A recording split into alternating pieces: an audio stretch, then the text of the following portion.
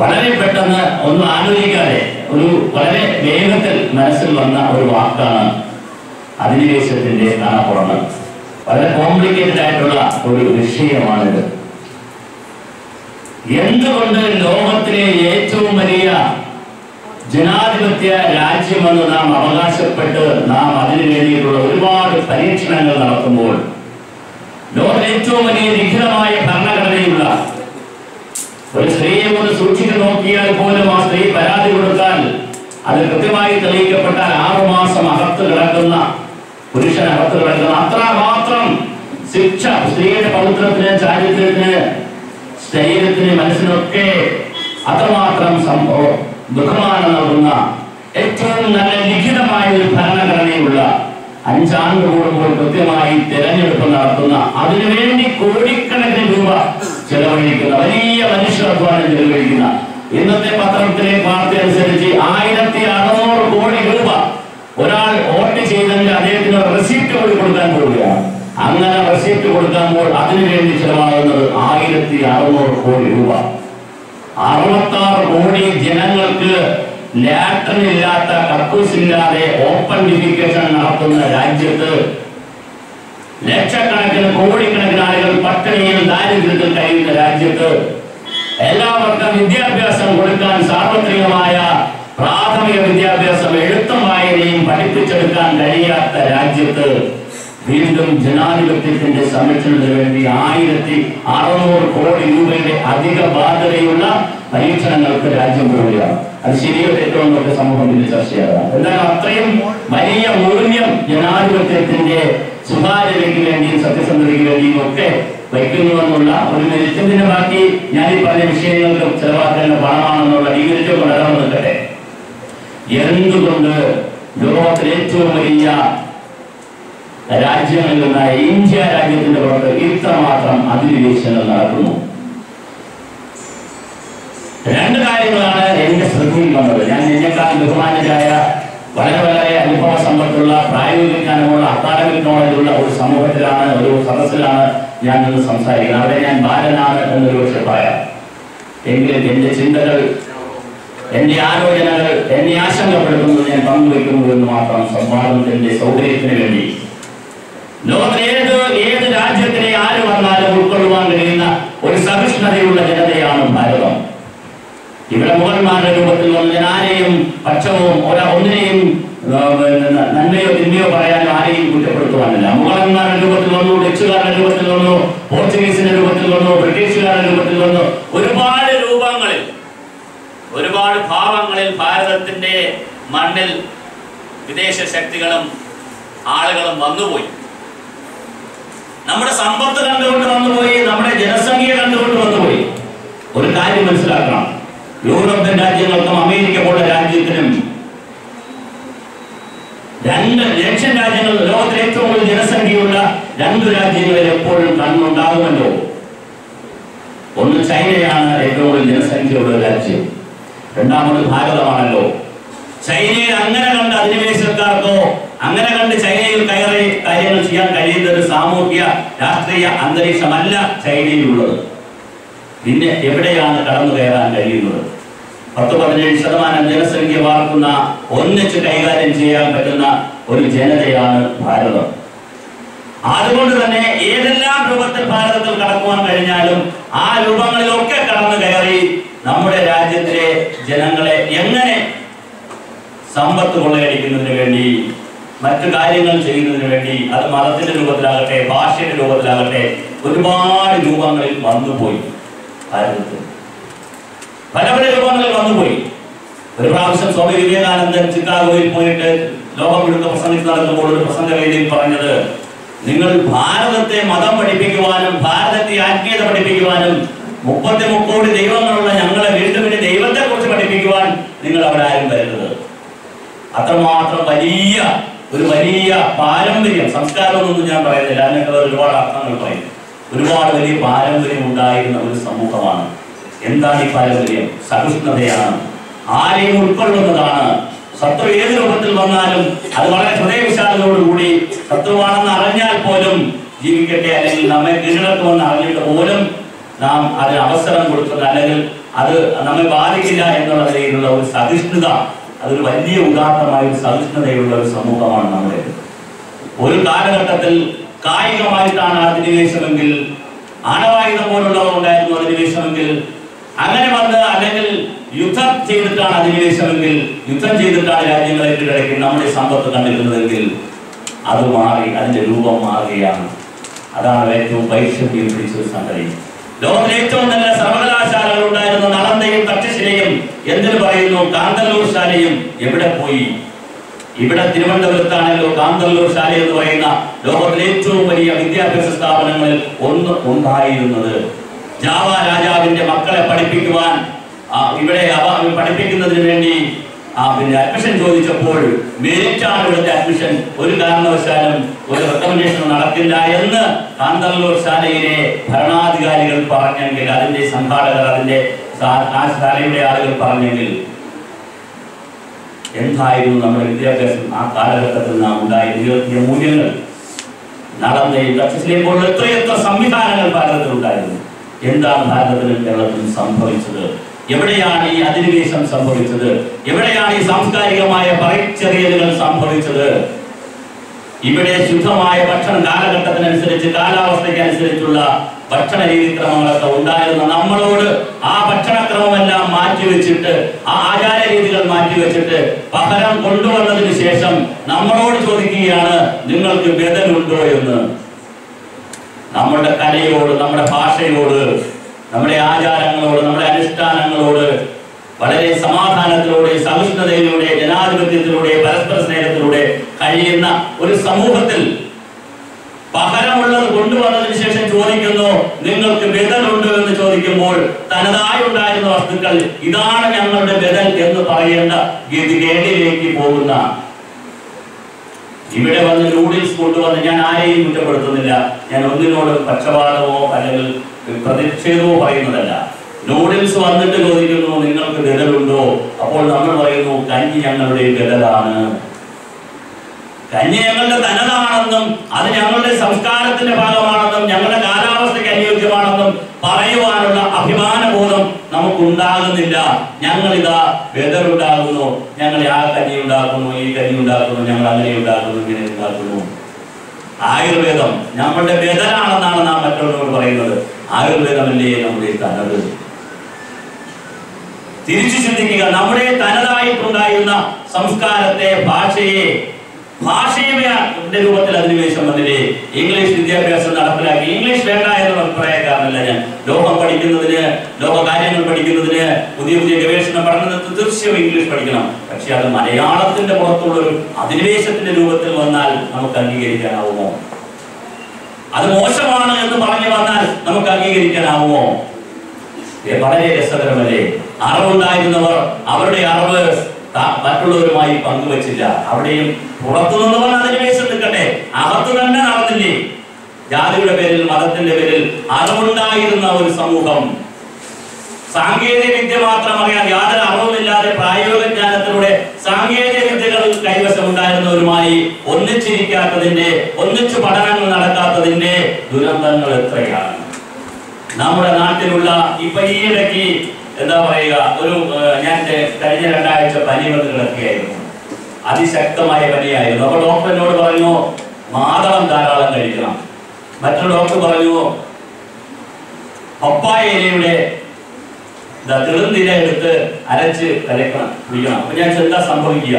നിങ്ങളുടെ ബോഡിയിലെ കൗണ്ട് കൂടും.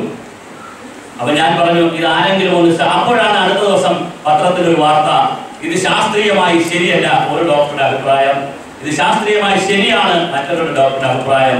പക്ഷെ എന്റെ വാദം, ഞാനത് കഴിച്ചു, എനിക്ക് കുറഞ്ഞു, വീട്ടുകാർക്ക് അത് കൊടുത്തു, അവർക്ക് പനി, വേറെ രൂപത്തിലുള്ള പനിയായിരുന്നു, ഇതെല്ലാം കൊടുത്തു, പക്ഷെ അത് കുറഞ്ഞു. ഞാൻ പറഞ്ഞത് ഇനി ആരിത് കണ്ടുപിടിച്ചു തരും?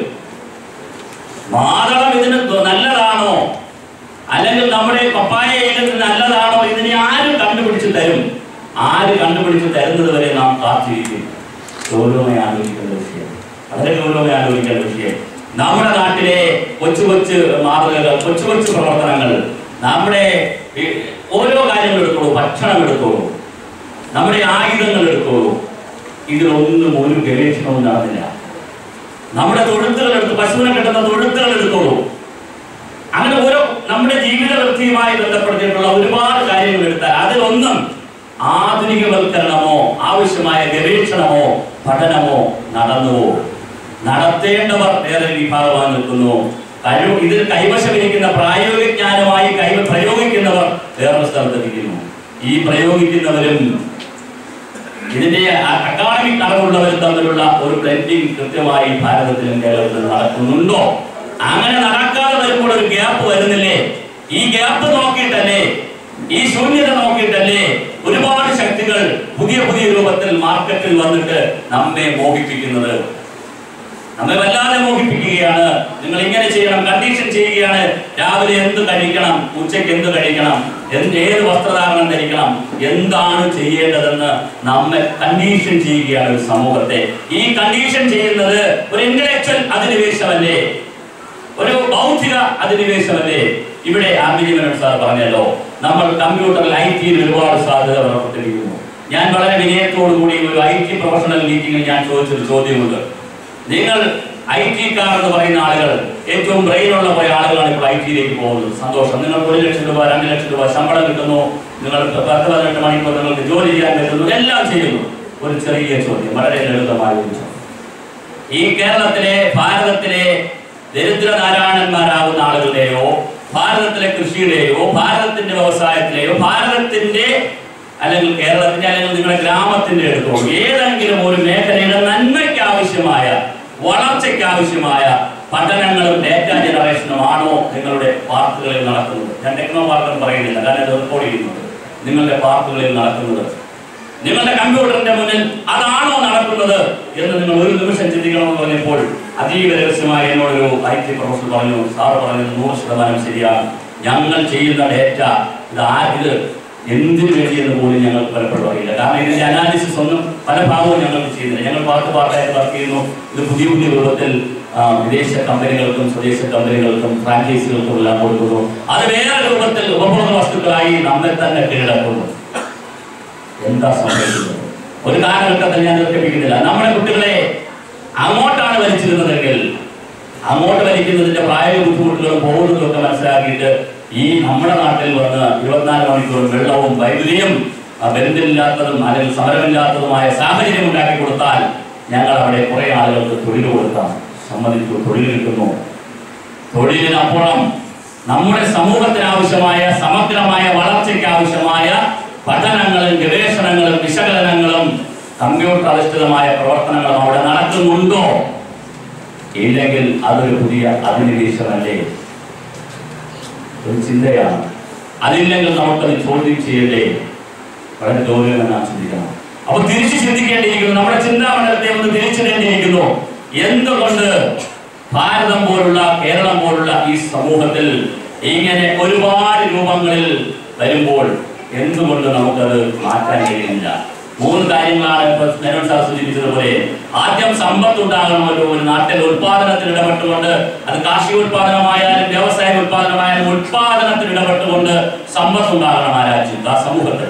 അവിടെ അതിനെ തുടർന്ന് വിദ്യാഭ്യാസം ഉണ്ടാകണം. 3ാമതാണ് സാംസ്കാരിക ബോധവും സാംസ്കാരിക പ്രവർത്തനങ്ങളും ഉണ്ടാകേണ്ടത്. ഭാഗ്യവശാൽ ഒരുപക്ഷെ നിർഭാഗ്യവശാൽ കേരളത്തിൽ പല പല കാരണങ്ങളാൽ, സാമൂഹ്യ കാരണങ്ങളാൽ, രാഷ്ട്രീയ കാരണങ്ങളാൽ, മിഷണറി പ്രവർത്തനങ്ങളാൽ, ശ്രീനാരായണ ഗുരു പോലുള്ള, ഗുരുവിനെ പോലുള്ള, അയ്യങ്കാളിയെ പോലുള്ള, അല്ലെങ്കിൽ ചട്ടമ്പിസ്വാമിയെ പോലുള്ള ഒരുപാട് സാമൂഹ്യ പരിഷ്കർത്താക്കൾ ഉണ്ടായതുകൊണ്ട്, അതിനെ തുടർന്നുള്ള ഒരുപാട് പ്രസ്ഥാനങ്ങൾ ഉണ്ടായതുകൊണ്ട്, ഇവിടെ ഒരു വിദ്യാഭ്യാസത്തിന്റെ ബോധം, അറിവിന്റെ ബോധം ഉണ്ടായതുകൊണ്ട് പട്ടിണി കിടന്നിട്ടും മക്കളെ, അച്ഛനും അമ്മയും പട്ടിണി കിടന്നിട്ടും അടുത്ത സ്കൂളിലേക്ക് മക്കളെ അയക്കുന്ന ഒരു വിദ്യാഭ്യാസത്തിലേക്ക് പറഞ്ഞു വിടുന്ന ഒരു രീതി ഉണ്ടായി. അങ്ങനെ നമുക്ക് ഒരുപാട് അറിവ് കിട്ടി. സമ്പത്തില്ലാഞ്ഞിട്ടും അറിവ് കിട്ടി. സന്തോഷമായി. അങ്ങനെ നമ്മൾ ഒരുപാട് മാതൃകകളാവാൻ ശ്രമിച്ചു.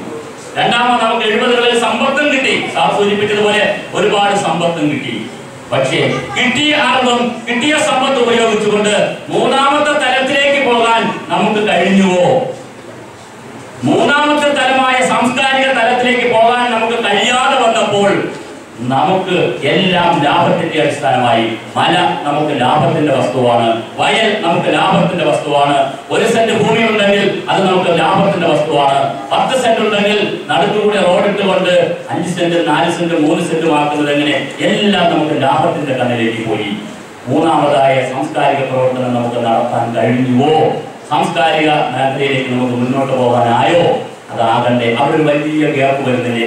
ഈ ഗ്യാപ്പ് നോക്കിയിട്ടാണ് വീണ്ടും അധിനിവേശത്തിന്റെ പുതിയ ശക്തികൾ പുതിയ രൂപത്തിൽ ഭാരതത്തിലും കേരളത്തിലും. അങ്ങനെ വളരെ പുതിയ രൂപത്തിൽ നിങ്ങൾക്കറിയാം ഏറ്റവും കൂടുതൽ പരീക്ഷണങ്ങൾ നടക്കുന്നത്. ആദ്യമായി സിഗരറ്റ് സ്ത്രീകൾക്ക് വേണ്ടി കണ്ടുപിടിച്ചപ്പോൾ, സ്ത്രീകൾ ഉപയോഗിക്കുന്ന സിഗരറ്റ് കണ്ടുപിടിച്ചപ്പോൾ ആദ്യം പരീക്ഷിച്ചത് കൊച്ചി പട്ടണത്തിലാണ്.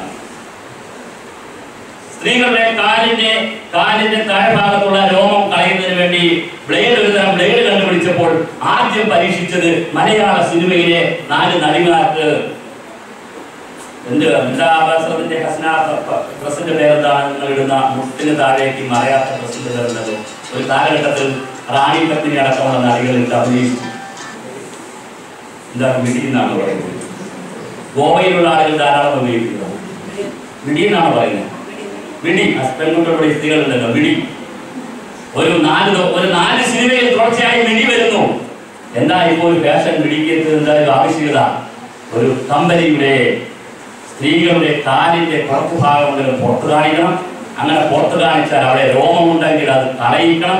അതിന് കാല് പുറത്തു കാണിക്കണം. പിന്നെ അത് രോമമുണ്ടെന്ന് പറയണം. അത് മോശമാണെന്ന് വരുത്തി തീർക്കണം. എന്നിട്ട് എന്ത് ചെയ്യിക്കണം? ബ്ലേഡ് കച്ചവടം ചെയ്യണം. വളരെ ഗൗരവമാണ്. നമ്മൾ ചായ കുടിക്കുന്നവരായിരുന്നില്ല.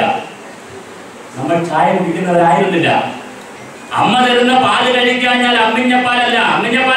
അമ്മ തരും പാല് കഴിക്കാതിരുന്നാൽ അമ്മ കരയും, അച്ഛൻ തല്ലുമെന്ന് പാഠപുസ്തകത്തിലൂടെ നമ്മെ പഠിപ്പിച്ചു. നമ്മളെ പശുക്കൾ വീട്ടിൽ ഉണ്ടായിരുന്നിട്ടും പാലുകുടിയന്മാരാക്കി. എപ്പോഴും ചായ കുടിയന്മാരാക്കിയത് ആര്? ഞാൻ റെക്കോർഡ് ചെയ്യുന്നുണ്ട്, പറയുന്നില്ല. എന്തിനു പറയുന്നു? കേരളത്തിലെ പശുവിനെയും കാളയും തമ്മിൽ ഇണചേരാൻ അനുവദിക്കാതെ കാളയുടെ വരി ഉടച്ചു കളയണം. വൃക്ഷണങ്ങൾ കാളയും പശുവുമായി ഇണചേർന്നാൽ എന്തുണ്ടാകാൻ പാടില്ല? പശുക്കുട്ടികൾ ഉണ്ടാകാതിരിക്കാൻ വേണ്ടി കേരളത്തിൽ നിയമം ഉണ്ടാക്കിയിട്ടുണ്ട്. കാളകളെ എന്ത് ചെയ്യണം? വരി ഉടയ്ക്കാൻ, അല്ലെങ്കിൽ അത് ഉറപ്പുവരുത്തണം മൃഗഡോക്ടർമാർ. എന്ത് ക്രൂരതയാണ് ചെയ്തതെന്നറിയാമോ? പ്രകൃതിയെ നമ്മൾ എങ്ങനെയൊക്കെയാണ് കൊന്നത്, ഈ സഹജീവികളെ. അത് ചെയ്തത് എന്തിനു വേണ്ടി? കൃത്രിമമായ പശുവിനെ ഇവിടെ ഉത്പാദിപ്പിക്കുന്നതിന് ഇറക്കുമതി ചെയ്യുന്നത്. രാജ്യമെന്ന് ഞാൻ പറയുന്നില്ല, അത് റെക്കോർഡ് ചെയ്യുന്നതുകൊണ്ടും ഞാൻ ഔദ്യോഗിക സ്ഥാനത്തിരിക്കുന്നത് രാജ്യമെന്നും പറയുന്നില്ല. പക്ഷേ വളരെ കൃത്യമായി കേരളത്തിൽ വന്ന് ഇവിടുത്തെ പശുവിനെ കൊന്നില്ലേ, ഇവിടുത്തെ പാലിനെ കൊന്നില്ലേ? അതിനുവേണ്ടി എന്തെല്ലാം കൃത്രിമ മാർഗങ്ങളായിരുന്നു. നമ്മുടെ വിദ്യാഭ്യാസത്തിലൂടെ കടന്നു കയറുന്നു, നമ്മുടെ ഭാഷയിലൂടെ കടന്നു കയറുന്നു, നമ്മുടെ ആചാരങ്ങളിലൂടെ കടന്നു കയറുന്നു. നിങ്ങൾ പഴഞ്ചന്മാരാണെന്ന് പറയുന്നു. ഇറാനിലെ അംബാസഡർ ഒരിക്കൽ ഒരു യോഗത്തിൽ പറയുകയുണ്ടായി. പാശ്ചാത്യർ പറയുന്നു, നിങ്ങൾ സംസ്കാരം എന്തിനാണ് ഇത്രയും മൂല്യങ്ങൾ, നിങ്ങൾ എന്തിനാണ് ഇത്രയും ഉത്സവങ്ങൾ നടത്തുന്നത്, നിങ്ങൾ എന്തിനാണ് ഇത്രയും സാംസ്കാരിക പ്രവർത്തനങ്ങൾ നടത്തുന്നത്, നിങ്ങൾ എന്തിനാണ് ഇത്രയും കൂട്ടായ്മകൾ നടത്തുന്നത്? നിങ്ങൾ ഇൻഡിവിജ്വൽ ചാമ്പ്യന്മാരാവാൻ ഓടിയാൽ പോരെ? നിങ്ങൾ ഇൻഡിവിജ്വൽ ചാമ്പ്യന്മാരായി വിജയത്തിന് വേണ്ടി നിങ്ങൾ പരമാവധി പണിയെടുത്താൽ പോരെ? ബാക്കിയുള്ളത് നിങ്ങൾ എന്തിന് ഇത് ചെയ്യാമെന്നാണ് ചോദിക്കുന്നത്. തിരിച്ചു ചിന്തിച്ചോളൂ. തിരുവാതിര ഞാറ്റുവേല സമയത്ത് നമ്മുടെ മുളക് വള്ളി കൊടുത്തപ്പോൾ സാമൂതിരി രാജാവിനോട് ചെന്ന് പരാതി പറഞ്ഞപ്പോൾ പേടിക്കേണ്ട, നമ്മുടെ ഞാറ്റുവേല കൊണ്ടുപോകില്ല എന്ന് പറഞ്ഞു. വളരെ കൃത്യമായി റബ്ബർ ഇവിടെ ഇറക്കുമതി ചെയ്ത് നമ്മുടെ ഞാറ്റുവേല കൊണ്ടുപോയില്ലേ? തിരുവാതിര ഞാറ്റുവേല കൊണ്ടുപോയില്ലേ? ഇന്ന് ഞാറ്റുവേലയുണ്ടോ? എങ്ങനെ അത് കൊണ്ടുപോയി? ഒരു രാജ്യത്ത് നിന്ന് എടുത്തു കളഞ്ഞ വൃക്ഷമാണ് റബ്ബർ. ഒന്നിലധികം രാജ്യങ്ങളിൽ നിന്ന് എടുത്തു കളഞ്ഞതാണ് പരിസ്ഥിതിക്ക് അപകടമുണ്ടാക്കും. ആ റബ്ബറിന് ലോകത്തിലെ ഏറ്റവും നല്ല കാലാവസ്ഥ ഏതെന്ന് കണ്ടെത്തി കമ്പ്യൂട്ടറിലൂടെ കണ്ടെത്തി ഇപ്പോൾ അത് ഇന്ത്യയിലുണ്ടെന്നും, ഇന്ത്യയിൽ ഏറ്റവും നല്ല കാലാവസ്ഥ കേരളത്തിലുണ്ടെന്നും, കേരളത്തിലെ ജനങ്ങളുടെ മാനസികാവസ്ഥ അല്പം ലാഭം കിട്ടിയാൽ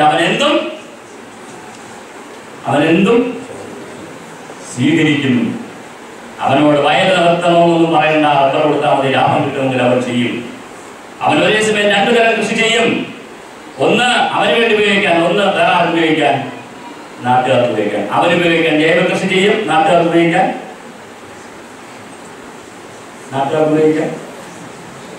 രാസകൃഷി ചെയ്യും. അവന്റെ മനസ്സത്ര വികലമാണ്. അവിടെ നമുക്ക് കടന്നു കയറാം. നിങ്ങൾ ആലോചിക്കൂ, എന്തുമാത്രം സബ്സിഡിയാണ് വന്നത്. എല്ലാ മിശ്രിത വിളകളെയും നശിപ്പിച്ചു. ഒരു ഏകവിള ഇവിടെ വന്നിട്ട് എന്താ സംഭവിച്ചത്? എന്നിട്ടോ നമുക്കതിന്റെ അധിഷ്ഠിതമായ ഫാക്ടറി ഉണ്ടാക്കാൻ പറ്റിയോ? റബ്ബർ ഫാക്ടറി ഉണ്ടാക്കാൻ പറ്റിയോ? എന്തൊക്കെയാണ്, ഏതെല്ലാം രൂപത്തിലാണ്? കൃഷിയുടെ രൂപത്തിൽ, കൃഷിയുടെ പുറത്ത്, നമ്മുടെ ആഹാര രീതികളുടെ പുറത്ത്. ഇപ്പൊ വരുന്ന ഒരു അജണ്ട, ലോകത്തിലെ ഏറ്റവും വലിയ സാമ്പത്തിക വിദഗ്ധ ആരാണ്? സാമ്പത്തിക മാനേജ്മെന്റ് നടത്തുന്നത് ആരാണ്? ലോകത്തിലെ ഏറ്റവും നല്ല സാമ്പത്തിക മാനേജ്മെന്റ് നടത്തുന്നത് ഭാരതീയരാണ്. ഭാരതത്തിൽ ആരാണ് എന്ന് പറയാം. ഇവിടെ സ്ത്രീകളോ പുരുഷന്മാരോ കൊണ്ടല്ലോ. സാമ്പത്തിക വിദഗ്ധ എന്ന് ഞാൻ പറഞ്ഞാൽ പിന്നെ സ്ത്രീയാണോ പുരുഷനാണോ തർക്കമില്ല, സ്ത്രീയാണ്. കുറച്ചുകൂടി ഭംഗിയായി പറഞ്ഞാൽ അമ്മയാണ്. വീട്ടമ്മയാണ് ഏറ്റവും നല്ല സാമ്പത്തിക വിദഗ്ധ. എന്തെന്നാൽ 5 രൂപയുടെ സാധനം വീട്ടിൽ വന്നാലും സന്തോഷത്തോടുകൂടി എല്ലാവർക്കും വെച്ചു കൊടുക്കും. 500 രൂപയുടെ സാധനം വീട്ടിൽ വന്നാലും എല്ലാവർക്കും ഭംഗിയായി വെച്ചു കൊടുക്കുന്ന വൈദഗ്ധ്യമുള്ള ആളാണ് ആര്? അമ്മ. ആ അമ്മയെ എങ്ങനെ തകർക്കാം, ആ വൈദഗ്ധ്യം എങ്ങനെ ഇല്ലായ്മ ചെയ്യാം? പുതിയ അന്വേഷണം വരുന്നുണ്ട്. കുടുംബ ബന്ധങ്ങളെ എങ്ങനെ നശിപ്പിക്കാം? അത് സ്ത്രീ പുരുഷ ബന്ധത്തിന് സ്ത്രീകൾക്ക് ഒരുപാട് സ്വാതന്ത്ര്യം വേണമെന്നുള്ള പദത്തിലൂടെ ആണെങ്കിലും ഇന്നിപ്പോ ഒരു വ്യവസായി, ഞാൻ ഇന്ന് ഇവിടെ വരുമ്പോൾ പത്രം വായിച്ചപ്പോൾ ഒരു വ്യവസായിക്ക് ആവേശം കയറിയിട്ട് ബാലക്കുട്ടികളെ രക്ഷിക്കാൻ വേണ്ടി എന്ത് നടത്തുന്നു? ബാലക്കുട്ടികളെ രക്ഷിക്കാൻ വേണ്ടി വ്യവസായി എന്ത് നടത്തുന്നു? ബാല ഫാഷൻ ഷോ. വ്യവസായിയോട് ചോദിച്ചിരിക്കുന്നു, നിങ്ങൾ എന്തിനാണ് ഫാഷൻ ഷോ നടത്തുന്നത് കുട്ടികളെന്ന് ചോദിച്ചപ്പോൾ, അനാഥ കുട്ടികളുടെ ബാല്യത്തെ രക്ഷിക്കാൻ ഞാൻ എന്ത് ചെയ്യുന്നു? ബാല ഫാഷൻ ഷോ നടത്തുന്നു. അനാഥലം നടത്തിയപ്പോഴേ, അല്ലെങ്കിൽ ഉള്ള അനാഥലത്തിന് പൈസ കൊടുത്തപ്പോഴേ ബാല ഫാഷൻ ഷോ നടത്തുന്നു. അത് കോർപ്പറേറ്റ് സോഷ്യൽ റെസ്പോൺസിന്റെ ഭാഗമായിട്ടാണെന്നുള്ളത് വേറെ കാര്യം. അതുപോട്ടെ, ഞാനിപ്പോ ഇന്നിപ്പോ ചർച്ച തുറന്നാൽ വേറെ പോകും. ഇവിടെ ഒരുപാട് ആളുകൾ, ജുവലറിക്കാരും ഒരുപാട് ആളുകളൊക്കെ, ഒരുപാട് ആശുപത്രികളും ജുവലറിക്കാരും ഒരുപാട് എന്ത് നടത്തുന്നുണ്ട്? ഒരുപാട് ആഘോഷങ്ങൾ നടത്തുന്നു. മോഹൻലാലിനെയും മമ്മൂട്ടിയെയും മന്ത്രിമാരെയും എല്ലാവരെയും വിളിച്ചിട്ട് ഒരുപാട് ആഘോഷം നടത്തുന്നു. നമ്മൾ വിചാരിക്കുന്നു എത്ര സുന്ദരനാണ് അദ്ദേഹം, ഇത്രയും ഹൃദയവിശാലനാണല്ലോ അദ്ദേഹം. 10,000 പേരുടെ കല്യാണം നടത്തുന്നു, 12,000 പേർക്ക് താലി കൊടുക്കുന്നു.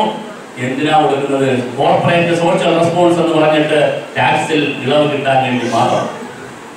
പുതിയ നിയമം അനുസരിച്ച്, പുതിയ ആഗോള നിയമം അനുസരിച്ച് ഗവൺമെന്റ് വലിയ കാര്യങ്ങളൊന്നും ചെയ്യേണ്ടതില്ല എന്ന് പറയുന്ന കുടിവെള്ള മേഖലയിൽ, വൈദ്യുത മേഖലയിൽ, ആരോഗ്യ മേഖലയിൽ, വിദ്യാഭ്യാസ മേഖലയിൽ ഗവൺമെന്റ് വലിയ കാര്യങ്ങളൊന്നും ചെയ്യേണ്ട കാര്യമില്ല, അത് സമൂഹം നോക്കിക്കോളും എന്ന് പറയുമ്പോൾ അധസ്ഥിതന്റെ പാർശ്വവൽക്കരിക്കപ്പെടുന്നവന്റെ കാര്യം ആര് നോക്കുമെന്ന് ചോദിച്ചപ്പോൾ അതിന് കാശുണ്ടാകുന്ന മുതലാളി അവന്റെ ലാഭത്തിന്റെ 2% കോർപ്പറേറ്റ് സോഷ്യൽ റെസ്പോൺസ് എന്ന പേരിൽ മാറ്റിവെക്കട്ടെ.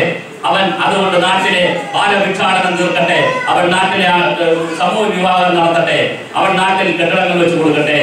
അതെന്തിന് ഗവൺമെന്റ് ചെയ്യണം? പുതിയ ചിന്തയാണ്, പുതിയ ചിന്തയാണ്. ഞാൻ പറഞ്ഞത് വരുന്ന രൂപം ഞാൻ പറയാൻ ശ്രമിക്കുന്നത്. നേരിട്ട് ശത്രു വന്നിരുന്നുവെങ്കിൽ ശത്രുവിന്റെ വേറെ ഒരു ലക്ഷ്യവുമില്ല, ഒരു ശത്രുതയുമില്ല. നമ്മളോട് വരുന്നവർക്ക് ഒരു ശത്രുതയുമില്ല. ആകപ്പാടെയുള്ളത് നമ്മുടെ രാജ്യത്തിലെ സമ്പത്ത്, നമ്മുടെ നാട്ടുകാരുടെ വാങ്ങാനുള്ള ശേഷി, നമ്മുടെ നാട്ടുകാരുടെ വാങ്ങാനുള്ള ശേഷി കൂട്ടുക, വാങ്ങാൻ ആവശ്യമില്ലാത്തത് കൃത്രിമമായി വാങ്ങിപ്പിക്കുക, അതിലൂടെ സമ്പത്ത് കൊള്ളയടിക്കുക. വളരെ ലളിതമാണ്. നേരത്തെ ചെയ്തിരുന്നത് ആയുധത്തിന്റെ രൂപത്തിൽ വരുമായിരുന്നു, യുദ്ധങ്ങളുടെ രൂപത്തിൽ വരുമായിരുന്നു, പട്ടാളക്കാരെ കൊണ്ട് വരുമായിരുന്നു. ഇപ്പോൾ അതിന് കഴിയില്ല. എല്ലാവരുടെയും യുദ്ധോപകരണങ്ങളുണ്ട്. ഒരു രാജ്യത്ത് തൊട്ടാൽ വേറെ പല രാജ്യങ്ങളും അതിനകത്ത് ബഹളം ഉണ്ടാകും. അതുകൊണ്ട് ഇപ്പോൾ അത് കഴിയുന്നില്ല. ഒരു കാലഘട്ടത്തിൽ ആരെ തൊട്ടാലും സോവിയറ്റ് യൂണിയൻ ബഹളം ഉണ്ടാക്കുമായിരുന്നു. അതുകൊണ്ട് അന്ന് കഴിഞ്ഞില്ല. പിന്നെ സോവിയറ്റ് യൂണിയനെ തകർത്തു. അതിനുശേഷം ഇപ്പൊ എല്ലാവരും അങ്ങോട്ടും ഇങ്ങോട്ടൊന്നും തൊടാനാവില്ല.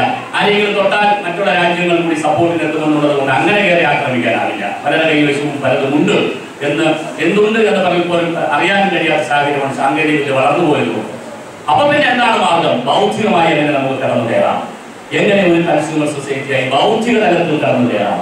അവിടെ നമ്മുടെ ആചാരങ്ങളിൽ, നമ്മുടെ അനുഷ്ഠാനങ്ങളിൽ, നമ്മുടെ ഭാഷയിൽ, നമ്മുടെ ചിന്തകളിൽ ഒക്കെ ഉണ്ടാകുന്ന ഗ്യാപ്പിനെ നോക്കി, ഉണ്ടാകുന്ന ശൂന്യതയെ നോക്കി, ആവശ്യമായ പഠനം നടക്കാത്തത് നോക്കി, ആവശ്യമായ ഗവേഷണം നടക്കാത്തത് നോക്കി, ആവശ്യമായ ദേശസ്നേഹപരമായ പ്രവർത്തനങ്ങൾ നടക്കാത്തത് നോക്കി എങ്ങനെ രാജ്യത്തിലെ സമ്പത്ത് കൊള്ളയടിക്കാം, എങ്ങനെ ഒരു ഏകലോകം തീർക്കാം. ആ ഏകലോകം എന്ന് പറയുന്നത് ലോകോ സമസ്തോ സുഖിനോ ഭവന്തു എന്ന് പറയുന്ന ഏകലോകമല്ല, എല്ലാവർക്കും സുഖമുണ്ടാകട്ടെ എന്ന് പറയുന്ന ഏകലോകമല്ല, മാർക്സ് പറയുന്ന ഏകലോകമല്ല, ഗീത പറയുന്ന ഏകലോകമല്ല, ഗാന്ധിജി പറയുന്ന ഏകലോകമല്ല. അല്ലാതെ നമുക്ക് സമ്പത്തടിക്കാൻ പറ്റുന്ന, നമുക്ക് കാശടിക്കാൻ പറ്റുന്ന ഒരു ഏകലോകക്രമം എങ്ങനെ ഉണ്ടാക്കാം? ആ ഏകലോകത്വം ഉണ്ടാക്കുന്നതിൽ എങ്ങനെ നിങ്ങളുടെ കാശ് എനിക്ക് കൊണ്ടുവരാം, അതിനുവേണ്ടി നിങ്ങൾ എങ്ങനെയൊക്കെ കണ്ടീഷൻ ചെയ്യാം, നിങ്ങൾ എങ്ങനെയൊക്കെ മാറ്റി തീർക്കാം, നിങ്ങൾ എങ്ങനെയൊക്കെ അതിനുവേണ്ടി രൂപപ്പെടുത്താം. ഇതാണ് പുതിയ ചിന്ത. ഇത് ഇന്റലക്ച്വൽ വർക്കാണ്. ഇന്റലക്ച്വൽ വർക്ക് കൊണ്ട് മാത്രമേ നേരിടാനാവൂ. നമ്മുടെ ഒരു ഗതികേട്, ഭാരതത്തിന്റെ ഗതികേട്, കേരളത്തിന്റെ ഗതികേട്, ഇന്റലക്ച്വൽ കുട്ടികളൊക്കെ കരിയറിന്റെ ഭാഗമായും, ഞാൻ ബ്രെയിൻ വാഷ് ഒന്നുമല്ല പറയുന്നത്, കരിയറിന്റെ ഭാഗമായും മറ്റ് സാഹചര്യങ്ങളില്ലാത്തതും സർക്കാർ സംവിധാനങ്ങളിൽ സാഹചര്യങ്ങൾ കുറവായതുകൊണ്ടും ഒക്കെ അവർ ഒന്നുകിൽ പറക്കുന്നു, അല്ലെങ്കിൽ നമ്മുടെ നാട്ടിൽ തന്നെ ഏതെങ്കിലും കമ്പനിയുടെയോ ആരുടെയെങ്കിലും അവന്റെ ബുദ്ധി മുഴുവൻ അങ്ങോട്ട് പോകുന്നു.